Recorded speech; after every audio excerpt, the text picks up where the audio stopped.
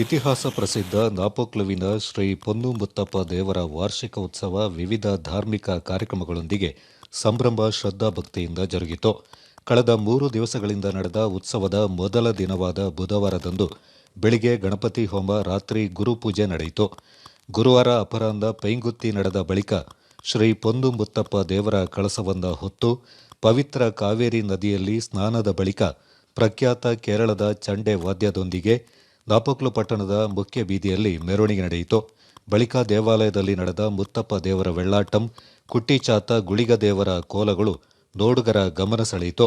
ಬಳಿಕ ಭಕ್ತಾದಿಗಳಿಗೆ ಪ್ರಸಾದ ವಿತರಣೆ ಮತ್ತು ಅನ್ನದಾನ ಕಾರ್ಯಕ್ರಮ ನೆರವೇರಿತು.